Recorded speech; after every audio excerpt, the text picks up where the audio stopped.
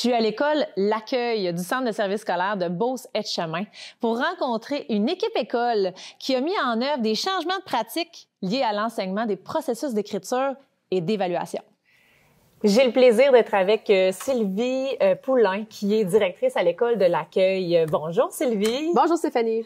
Sylvie, comment ça se passe soutenir une équipe comme la tienne qui a, dans les 5 dernières années, travaillé à mettre en place des nouvelles pratiques liées à l'enseignement de l'écriture et tout ce qui vient ensuite avec l'évaluation puis la rétroaction? Ben c'est très nourrissant, c'est très inspirant, c'est très enrichissant. C'est du temps aussi, bien évidemment. Je te dirais que la première chose, c'est de se mettre en mouvement comme direction puis de faire partie de ce mouvement-là, mais je veux dire de se mettre aussi en posture d'apprenant comme direction pour comprendre vraiment d'où on part et où on veut aller aussi. Donc, si on le voit uniquement en termes de gestionnaire ou en termes de visionnaire, je pense qu'on perd du détail dans ce qui se passe dans la tête du personnel enseignant, dans leurs convictions, puis dans ce qui les amène finalement à faire le changement. C'est sûr que comme direction d'école, à un moment donné, il faut avoir la posture d'une direction d'école, là, c'est certain. Mais quand on parle, exemple, de leadership pédagogique, ben c'est pas juste d'avoir de la vision puis de penser à des modèles ou des infrastructures, c'est aussi de le penser en termes de pédagogie pure, là, je te dirais. Puis comment toi, Sylvie, tu as fait ça, rester justement connectée avec ton équipe sur vos pratiques pédagogiques finalement? Ben c'est sûr que c'est ma 3e année à l'école L'Accueil à Scott. Quand je suis arrivée, bien entendu que j'ai pris le temps de prendre le pouls, j'ai pris le temps de comprendre d'où on partait aussi, parce que c'est important de savoir d'où on part pour regarder où est-ce qu'on veut aller aussi. Ouais. Lors des rencontres collaboratives, je m'assois avec les enseignants, puis même malgré l'horaire chargé, je pense qu'il faut en faire une priorité. Donc, je m'assois, puis je réfléchis, je pose des questions, j'amène des questionnements, puis je travaille avec les enseignants là, dans la matière ou en tout cas dans la tâche qu'on est en train de réfléchir là. Wow. Puis en tant que direction, qu'est-ce que tu peux mettre en place? Tu as parlé d'abord de temps. Comment tu peux soutenir ton équipe en leur offrant du temps de qualité pour aborder ces questions-là essentielles à avoir pour soutenir le développement de la pédagogie qu'ils souhaitent mettre en place? C'est l'enjeu majeur, hein, parce que l'intérêt, il est là, les compétences, elles sont là, la recherche, elle est là. C'est vraiment toujours l'enjeu principal, le temps. Donc, au niveau de l'horaire, on essaie de faire quelques petites pirouettes puis de s'assurer que, par exemple, on place un après-midi ou ou quelques périodes par cycle, mettons entre 2 enseignants du même niveau, puis quand on est capable, les enseignants du même cycle aussi. Donc, dans l'horaire, on essaie de le réfléchir comme ça en début d'année. La plupart du temps, on est capable d'élaborer un horaire là, qui fait du sens de ce point de vue-là. J'ai aussi pris le temps de réfléchir avec l'équipe des enseignants sur le modèle parce que chaque enseignant ici croit à la collaboration, mais qu'est-ce qu'on se donne comme latitude puis comme temps? Donc, je les ai mis à profit là, dans cette réflexion-là.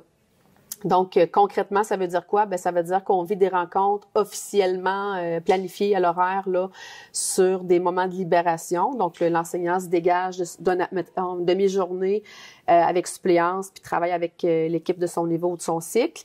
Et à d'autres moments, ben, ce qu'on fait aussi, c'est comme aujourd'hui, une journée pédagogique, ben, on prend des temps aussi. Fait qu'on a fait comme un modèle hybride, là. La moitié du temps, on fait des rencontres sur des journées pédagogiques, l'autre moitié du temps, libération, suppléance. Au-delà de ça, je te dirais, il y a un modèle un petit peu plus personnalisé qu'on a mis en place cette année, parce que ça fait quand même quelques années qu'on y réfléchit, parce que quand on arrive dans une école qui est en mouvement, qui a amorcé des virages et qui continue à être en mouvement et qui continue à apporter des changements au niveau pédagogique, ça peut ne pas être évident pour des jeunes enseignants, que ce soit des enseignants en début de carrière ou des enseignants qui arrivent à l'école L'Accueil. Ça peut être lourd, si on n'a pas d'accompagnement.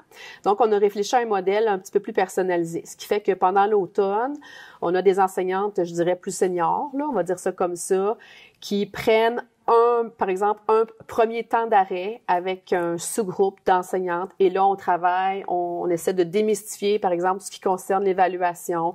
On partage des grilles de correction, des grilles d'observation. On se donne des trucs sur la rétroaction, comment on peut l'effectuer, tout ça. On se familiarise avec le barème. On partage un peu les types de traces qu'on peut avoir. Bref, on prend un temps vraiment de plus personnalisé avec ces filles ou ces hommes-là. À un autre moment, on travaille, par exemple, au niveau des séquences. Tu sais, on se prend des temps d'arrêt comme ça. On va le faire à quelques moments dans l'année. Je te donne un exemple concret. Ça peut être, par exemple, Madame Annie qui s'assoit avec 2 ou 3 enseignantes. Donc, elle se trouve un espace dans l'école. Pendant une demi-journée, on creuse un aspect.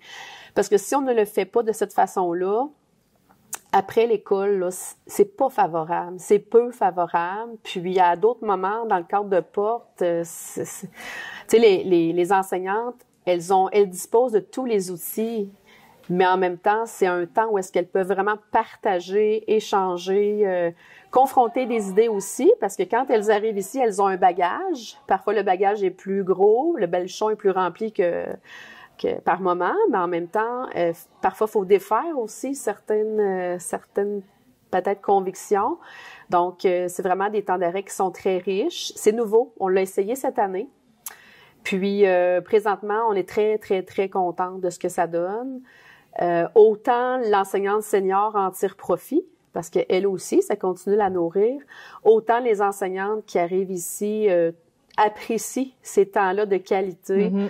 Où est-ce qu'on sort de la classe, puis on parle pédagogie, mais on le fait en sous-groupe. C'est pas menaçant, c'est pas compromettant, parce que les enseignantes qui s'assoient là sont toutes à la même place, si on veut. C'est wow. Puis il y a un temps aussi qui est déjà à l'horaire, qui peut servir aussi de levier pour parler de pédagogie, les assemblées générales du personnel. Ouais. Comment ça se vit chez vous? Comment ça a été transformé au fil des ans?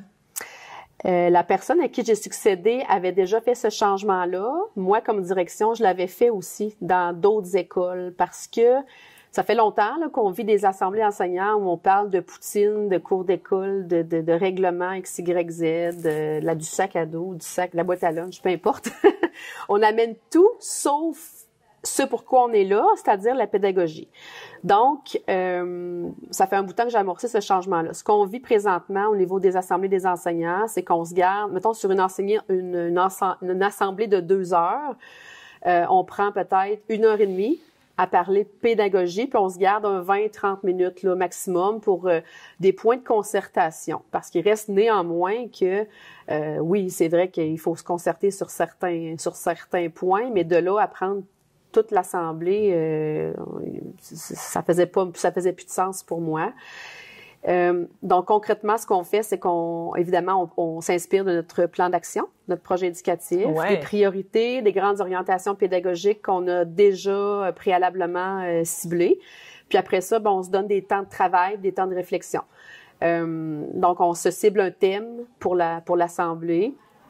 Puis là, à ce moment-là, j'utilise aussi les enseignants, dans le sens que c'est pas moi qui va prendre le pôle, qui va prendre la lumière. Parfois, c'est les enseignants qui vont animer une partie de cette portion-là. Puis après ça, on se met en équipe, on travaille, on regarde la recherche, on partage des pratiques, et on prend des décisions aussi. On se donne des orientations ou des pratiques communes. On se dit, à partir de maintenant, on va travailler, toute l'équipe d'enseignants, on va faire ça à tous les jours maintenant. Mais ça, c'est pas une inspiration du moment, là. C'est une orientation, c'est dans le plan, qui est réfléchie à partir d'un thème, à partir de la recherche, à partir des données qui sont probantes, puis tout ça. Puis on a du plaisir aussi. Parce que quand on parle juste de Poutine, à un moment donné, ça crée un contexte ou un climat qui devient un petit peu plus négatif, là, on va se le dire. Donc, quand on parle pédagogie, c'est ça pourquoi on est là. C'est ça. C'est nourrissant, c'est enrichissant, puis c'est positif. Donc, je te dirais que personnellement, je ne reviendrai plus en arrière et je suis certaine que les enseignantes qui sont ici ne reviendront plus en arrière non plus. C'est ce qu'on a entendu, en tout cas, aujourd'hui. Je suis contente, on est cohérents. Définitivement. J'aurais envie de savoir, Sylvie, tu sais, dès qu'on a commencé à parler ensemble, tu as dit, ben, tu sais, je me mets aussi moi-même en posture d'apprenante. Comment, toi, tu te fixes, justement, ton objectif d'apprenante à vie, finalement? Qu'est-ce que tu te dis ou que tu te fixes comme objectif pour continuer d'avancer avec ton équipe puis être, justement, très en cohérence avec ce qu'ils vivent et ce qu'ils font en classe? Ben, c'est sûr qu'il y a deux axes, là. Il y a l'axe comme direction, ce que je souhaite travailler, comme bon, ça peut être toujours des lectures inspirantes au niveau du leadership, de la gestion du changement, tu sais, piloter les projets, etc. Là, cette partie-là, je dirais. Puis en même temps, dans l'école où je suis, ben, je me dis, dépendamment des thèmes qu'on travaille, comme là cette année, par exemple, on travaille beaucoup les fonctions exécutives, on travaille beaucoup sur l'anxiété, on travaille beaucoup sur la résolution de problèmes, sur les séquences français.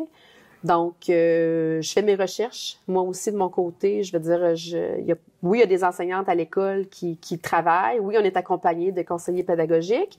Mais en même temps, j'aime bien aller creuser moi aussi puis amener mon comment je dirais ça, mon apport là, lors des rencontres.